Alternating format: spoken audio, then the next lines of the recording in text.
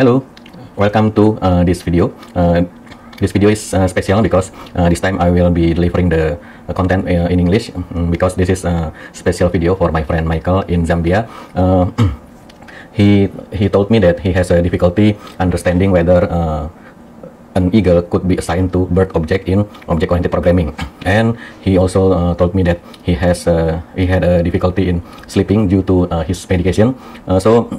I would like to create this video to explain about how inheritance works in object-oriented programming without using zoo members as case study. Yeah.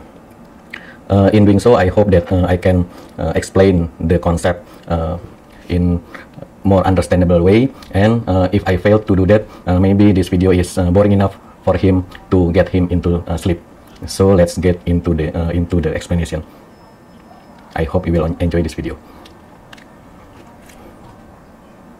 Okay, many of us has learned about object-oriented programming in the college, yeah, and we learned it in internet tutorials, yeah, and usually the explanation will take case study about animal kingdom, yeah. Okay, let's go into the illustration. Okay, usually when we learn about object-oriented programming, the teacher will, or the tutorial writer will explain about the animal hierarchy. So we will have animal class as the superclass, and then we will have a subclass or a child class, which is, for example, bird and reptile, for example. Yeah. And then the bird will have another subclass, which is eagle and maybe pigeon. Yeah. Okay, like this. And then for the reptile, we can have a alligator. Yeah. And we have a lizard, for example. Okay. This will have a relationship of inheritance. Yeah. So the bird will inherit from animal, and also reptile is an animal. Eagle and pigeon is a subclass or child of bird, and then the reptile will have two subclasses, which is alligator and lizard. Yeah. Unfortunately, this case study is while the student can understand the analogy, but however they will have a difficulty in implementing it when they are creating application. Yeah. Not to mention that although we have a project to develop zoo management application, also this hierarchy will not be usable. Yeah. So today we won't use this example. Yeah. Instead, I will use a real world application in explaining inheritance. First of all, inheritance is actually a workaround to it is a workaround because we use a strong type language. Yeah. Okay, we will have to detour first in understanding what is strongly typed language and weakly typed language. Yeah. If we open Wikipedia, yeah, strong. This one, or we can Google.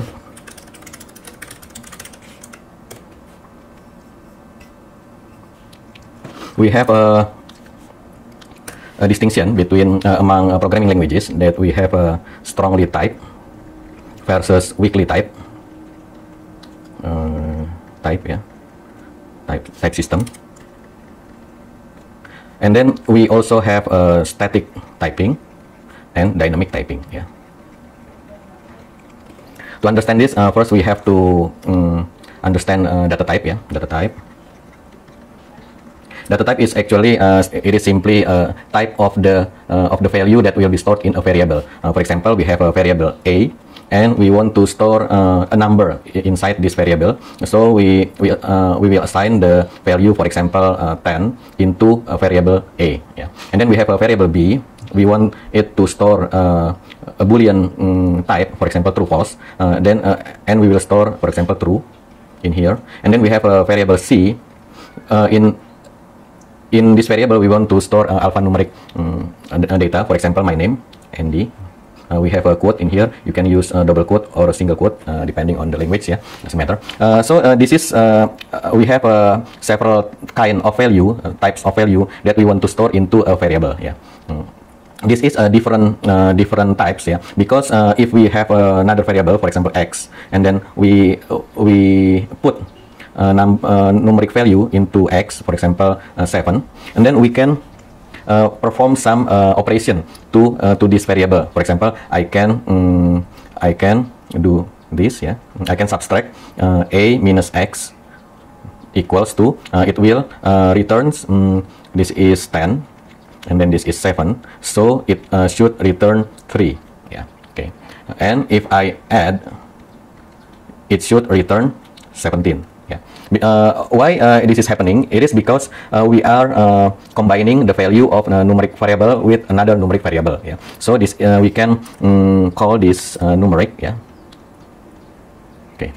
And then if we are to perform this calculation, for example, a plus c, what will happen? Yeah. It depends. It depends whether we are using strong type language or weak type language. For example, strong type language is Java, and this is for example PHP or JavaScript. Yeah. Okay, this is the most several of the popular language, or we can also put Ruby in here. Yeah, we can put C or C++. Yeah. Okay. What about static and dynamic? Yeah, static and dynamic we will discuss later. But right now we are talking about strong versus weak type. Yeah. In strong type language, for example, we use Java. This will yield an error. Yeah, because the type is not matched. We are joining or combining numeric value with string value, with alphanumeric value. Yeah. Java will not accept this kind of operation, so it will generate error. Yeah. And then what about JavaScript? Yeah, JavaScript. It will happily convert the type. Yeah. So we might have actually we have to test it in real code, but I'm just guessing from the behavior. Yeah. So we will get 10 ND like this. Yeah. So JavaScript will convert the numeric value into string value, because this is a string, and then it will join or concatenate the 10 string and the ND string. So it is as if we perform 10 plus ND. Notes the quote symbol. It means that the 10 is no longer numeric value, it is now a string value. So JavaScript will convert first, and then it will join or combine or concatenate the two strings together. Yeah. Okay. So in strongly typed language, we cannot mix different type of data. So in Java, we need to declare what is the type of the variable that we want to use. For example, we must declare that this a variable will contain numeric value, so we will declare it as integer, and this is boolean, this is string. Yeah. What about static and dynamic? It is actually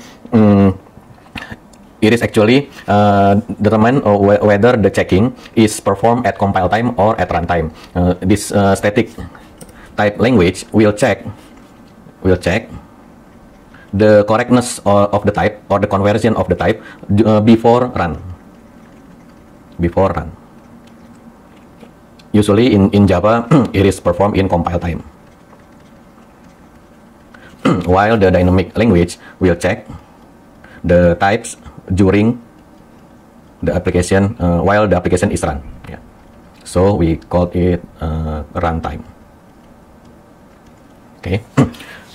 This distinction between static and dynamic is irrelevant to our discussion about inheritance. So we will not discuss.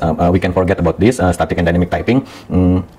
We will focus in strong versus weak typing. Yeah.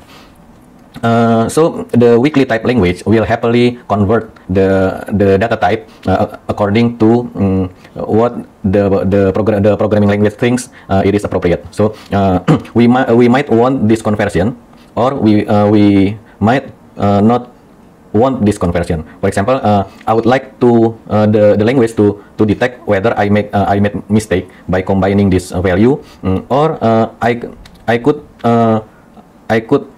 be or I could actually expect this to happen. Yeah. Which in my experience this is rare. Yeah. This is rare that we want to combine the numeric value and the string value. Okay. Because Java is a strongly typed language, we cannot assign wrong or different types of data into different types of variable. So, for example, if I write like this, yeah, integer z, and then I assign, for example, ND, this will generate error. Yeah, this will generate error. Okay. So this is the data type. In summary, we cannot assign a wrong type of data into variables. Each variables must have its own dedicated type assigned, and then we cannot fill the variable with different data type other than the specified one. So if we specified it as integer, we must we must fill the variable with integer value also. Okay. So this is the type system. Yeah. This is the introduction about inheritance, because inheritance is all about data type. Yeah. Okay. And then let's talk about inheritance. Yeah. Okay, now that we understand about data type, we will go one step further into class and object. Remember that at the previous explanation, we discussed about data type and variable. It is actually the same, yeah. Okay, let's get some example. So in the previous screen, we do this assignment. Integer a is assigned with a value 10. Okay, so in this statement, this is the data type, this is the variable name, and this is the value. Okay, now we will compare it to object instantiation. Yeah, in object instantiation, we will for example, we'll create customer ND is assigned with new object, new customer. Okay. Note that this is actually the same. Yeah. This is the data type. Yeah. This is the variable, and this is the value. Okay. We can use this variable in another part of our code. So for example, let's declare another variable. Yeah, integer b equals to 5. Okay, and then we have a function or method. For example, we have a method, we declare it as integer add, and it will accept two argument or two parameters. Yeah, integer num1 and integer num2. Within the method or the function, we will perform the addition. So we will perform num1 plus num2, and then we will return the result. Yeah, return. Okay, just like this. So let's observe that this variable, this data type is integer. This one is integer, and this one is integer. So we can use this function like this. Yeah, integer c is assigned the value of the result of our function add, and we will input a and b. Okay, so c will become 10 plus 5. It should equals to 15. Yeah, just like this. The same things can be applied to our object. Yeah. So for example, we have a function, for example, register customer C, and within this method we can do some processing. For example, we can save the customer into the database. Yeah, save C. Okay, and we can use this this method or this function register ND. Okay, this is the this will run successfully, yeah, because we have a customer type and then we have a customer argument. The data type is customer, and we use the we use the customer value into the customer method. It is the same. This is the we have an integer. This is integer, and we use the variable inside a method that expects integer as the arguments. Yeah. Okay. So this is the basic principle of type system usage in programming language. So it is basically the same. Yeah. The only difference is with data type. Usually we have we have a limited capability, while in class we can declare our own behavior or capability of the data type. For example, customer, in customer class we can declare that customer class has a capability of purchasing items. It has a property, or it has an internal state of how much money the customer has, and etc. Yeah. So this is the second principle, that class and object is actually the same like data type and variable. Yeah. Okay, let's move to our next section. Yeah. Okay, now what is actually inheritance? Yeah, inheritance inheritance. Yeah, in OOP is actually have two types. Yeah, two types. The first one is type inheritance. The second one is implementation inheritance. So inheritance basically is the subclass will have the characteristic of its parent class. Yeah, the child class will have a characteristic of its parent class, or we can say that the subclass will have a characteristic of its superclass. Yeah.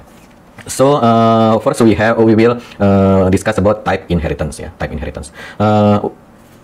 To avoid the Animal Kingdom example, I will pick a real life example that we can use in our application. For example, we will create a online store application. Yeah, in online store application, we usually we have various types of discounts. Yeah, for example, we want to give discount to a customer who is having his birthday, yeah, or we want to give discounts when there is a special period in the calendar. For example, for New Year, yeah, we will assign we will give discount for New Year, yeah. Or for another type, for example, we want to give discount when the customer purchase a specified product, or a certain quantity of a product or of purchase. Yeah. So within this case, study case, we have a discount.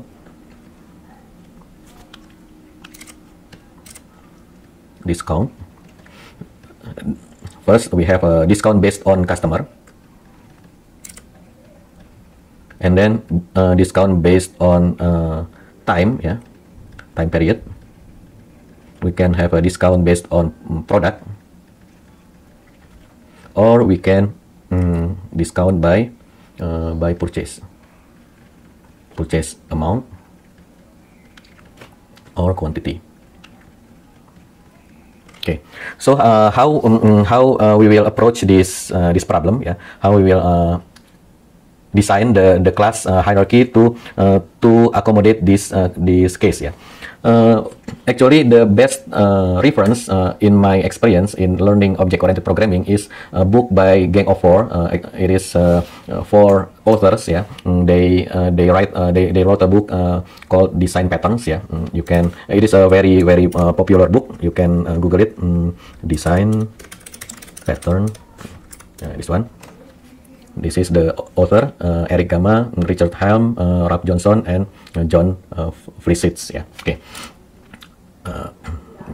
Okay. The book recommends to use strategy pattern to solve this problem. Yeah. So we will use strategy pattern. Okay. So basically we will create a hierarchy like this. We have a superclass or the parent class that we will call discount, and it will have as many subclass as our business process. Yeah, for example, in here we have a customer-based discount, and then we have a time-based discount. We have a product-based discount.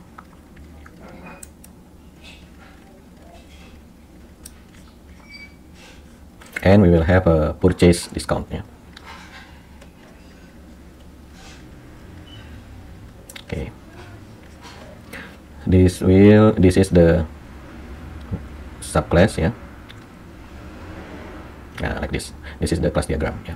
This is a type inheritance. So the product discount will have two data types actually. Yeah. So for example, if we instantiate the object from product discount class, it will goes like this. Yeah. Product discount PD, for example, will be assigned with new object, new product discount. Yeah. This new value, this new product discount, yeah, it is actually have two data type. Yeah, the first one, it will have the data type of discount, and it will have a product discount. Okay, so we can also write this declaration like this: discount PD equals assigned by new product discount. Okay, why is this like this? Yeah, because the product discount is actually a subclass or a child class of a discount. Yeah, in many object-oriented tutorial, yeah, you can learn that inheritance is also called a relationship. So we can state that product discount is a discount. Okay, I hope this is clear. Yeah, this concept is clear to you by now. That the subclass, this one is subclass, will have the type of its superclass. Yeah, this is the superclass. So every subclass of discount will have two data type. The first one is its own type, and the second one is the type of its superclass. And we can assign this. We can assign the object or the value into the type of the superclass. Yeah. Okay. So this is the first concept that of type inheritance. Yeah. So the subclass will inherit the data type of its superclass. Yeah. Okay, this is the concept. Yeah, it is implemented in, it is used in strategy pattern. Yeah, and now we will write some code to illustrate the concept further. Yeah, okay.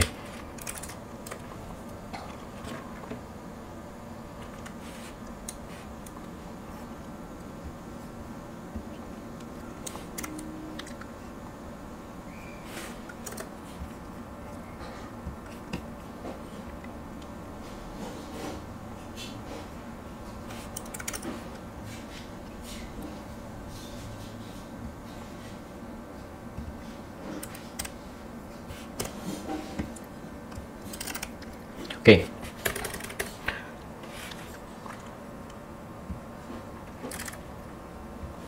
Now we will create a class. First, we create class discount. This discount will observe the class. We have a class purchase, yeah, and then we have class. Okay, like this, yeah. The purchase, within the purchase, we have a property of customer, and then we will have to simplify things. Let's just assume that each purchase can only contain one product. Yeah. And the product will have a string product code, string product name, big decimal, product price. Yeah, okay, like this. Okay. And the customer will have a property of string name, string email, like this. Yeah. Then the purchase will contain product, and then local date time, transaction time, and then okay, integer quantity. And it will have a method to calculate the total. Yeah.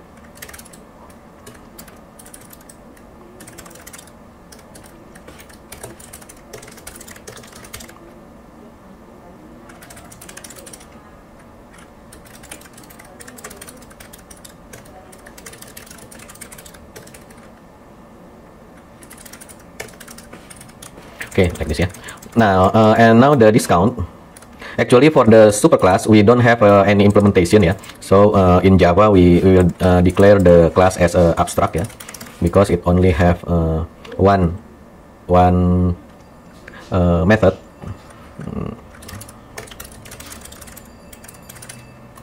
It will calculate the discount for the purchase. Yeah. Like this. Yeah.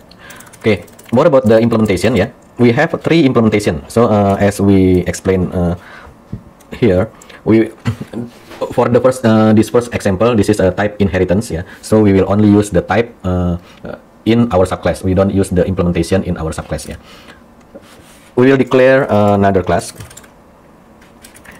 for example, customer extends discount, and then we will implement the method.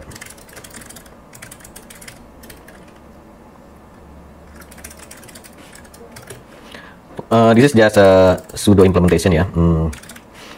Get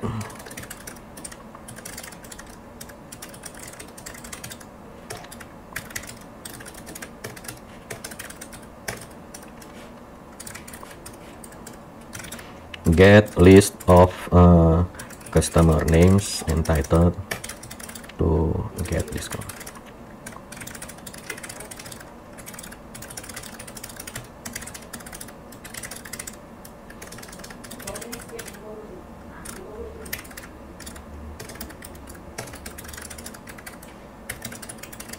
Okay.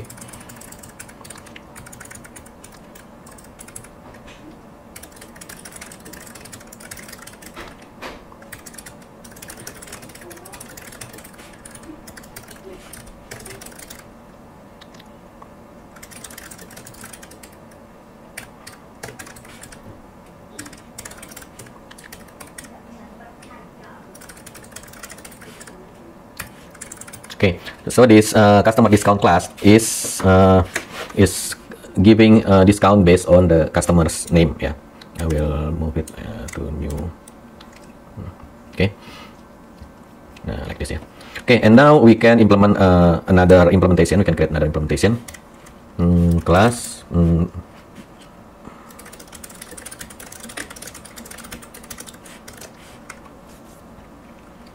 Okay.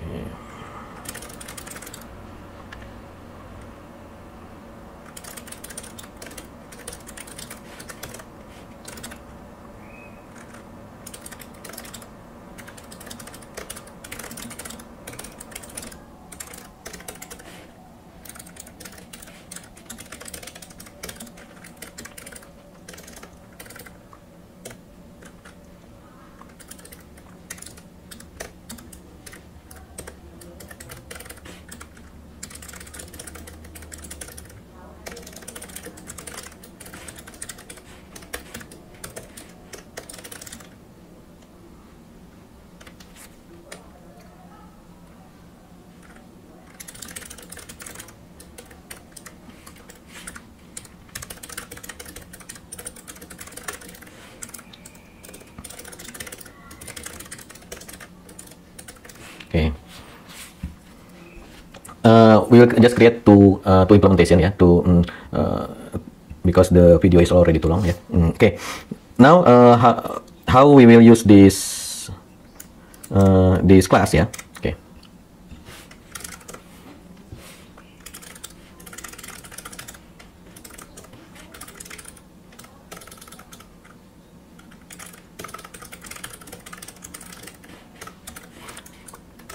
Imagine that we have a screen ya. Okay, first let me illustrate the screen ya. We have two screens. The first one is configuration. So in our UI, we will have a configuration to enable and disable the discount. Yeah. Okay, we can have a checkbox in here to enable or to disable the discount. Yeah. For example, in here we will enable customer discount. Yeah. And then the purchase amount, yeah, and then we will disable the product discount, and then the time period discount, yeah.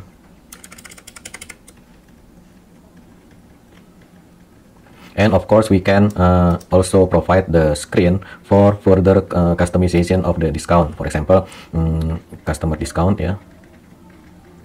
We can add the names, yeah. Okay, for example, in here we can type ND, and it will we can provide the remove button, yeah. We can add names in here to what names entitled to discount, yeah. Okay.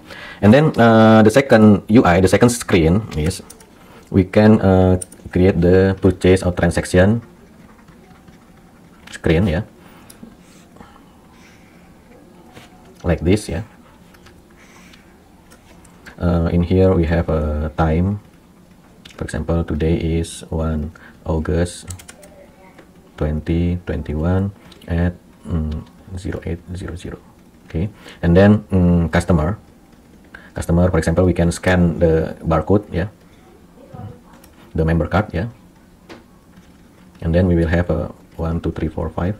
For example, customer code, customer name, it will pop up, yeah. For example, ND, and then he will purchase, for example, purchase a laptop 1 at the price of 10,000, and then a mouse 1 at the, sorry, this is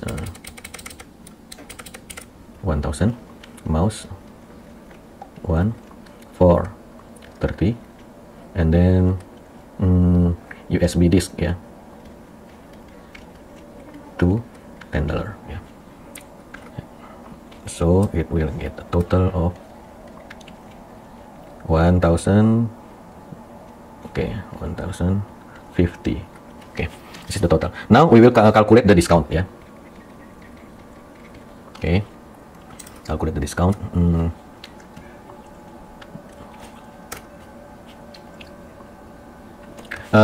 This 1,000 amount and the percentage of the discount we can put also in the configuration, yeah. So for we can put the configuration in database, yeah. For example, we have one more screen to configure this purchase discount, yeah.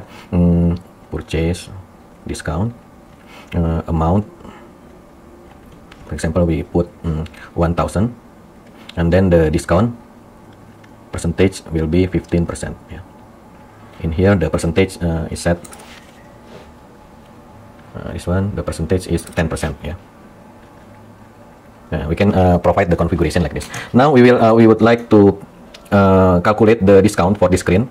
This will have a button proceed, yeah, and then clear. This is the button in the UI, and we will fill this particular text field when the cashier adds some more product in here, yeah. It will calculate the discount. So how do we implement this functionality, yeah? Okay, let's go, yeah. This will implemented in our code in here, process, yeah, method process, yeah, or we can link it to this button, yeah. Once the button is clicked and the new product is added, we will calculate this, yeah. Add product. Okay.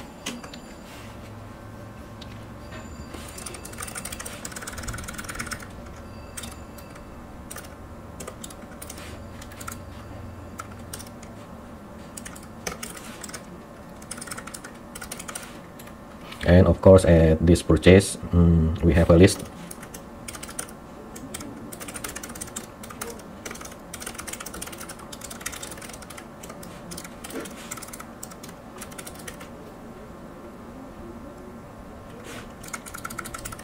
Okay.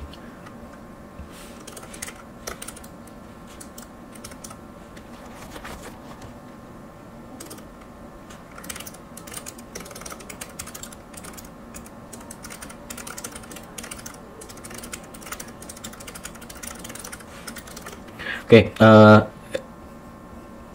we will create a method to calculate discounts, yeah, that is accepting a parameter of discount list, yeah, discount list. This discount list will come from database, yeah. So this record will be saved in active discount table in database, yeah. Okay. So in this online store, when we add product, yeah. First, we will add the product to purchase. Okay, purchase, get product list, add product. Okay, and then we will tell it to calculate.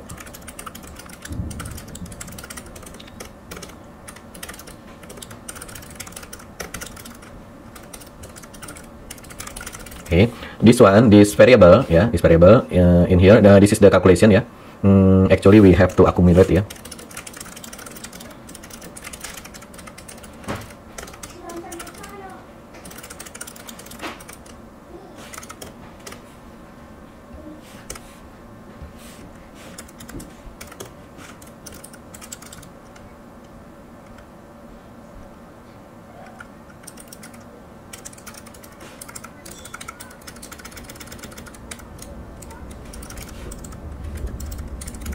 Okay, we return the total, yeah, and then this one, yeah, total amount. The total amount will be displayed in this screen, yeah, within this variable.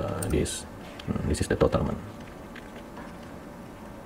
Okay, and what about the discount? Yeah, the discount is at the purchase class. It is actually just expecting the type of discount. It doesn't care what type of discount there is within this list, yeah. All it wants to know is just the content must be the type of discount, yeah. So in here we just accumulate, yeah, just like the total amount calculation. Therefore,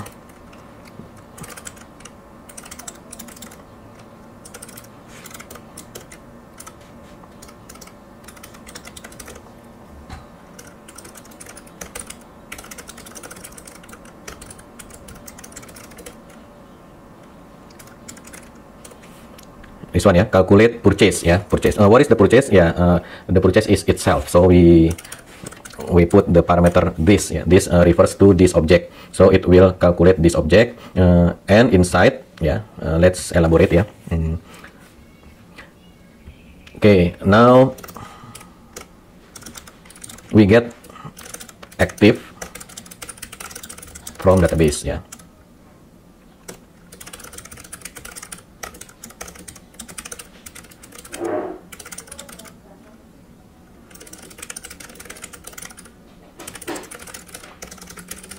Okay, and then we tell the purchase object to calculate the discount, yeah. Okay.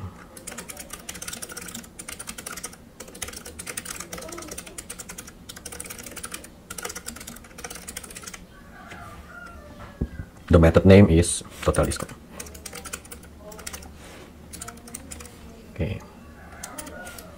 just like that. It is actually the implementation is completed, yeah.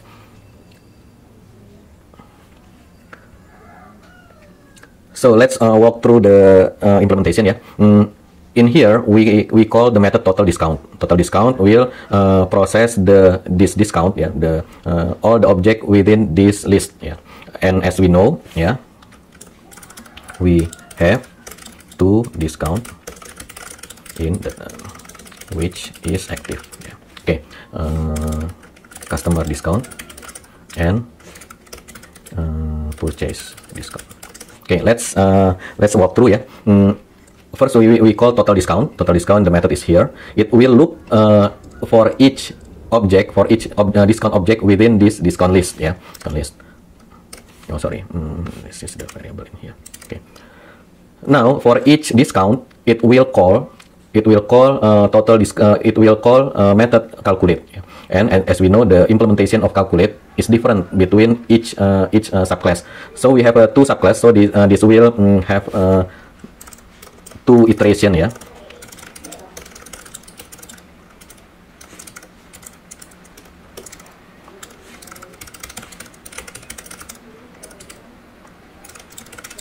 One for customer discount,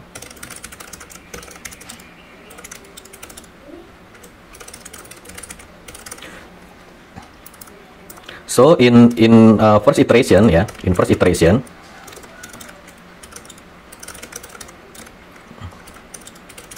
it will process, for example, the ordering is not significant, yeah, actually.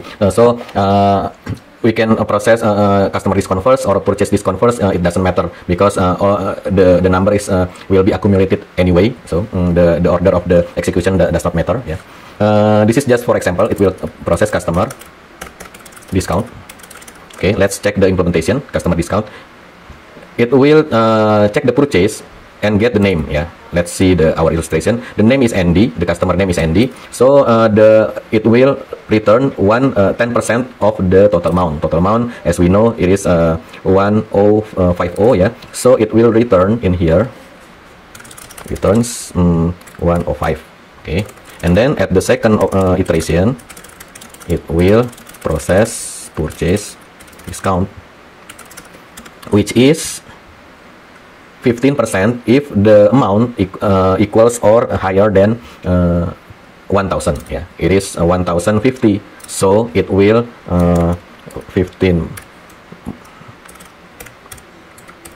multiply, okay, 1575, yeah,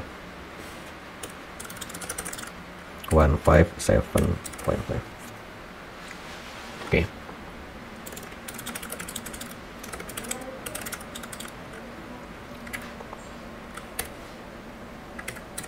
Okay, this is the total discount, yeah.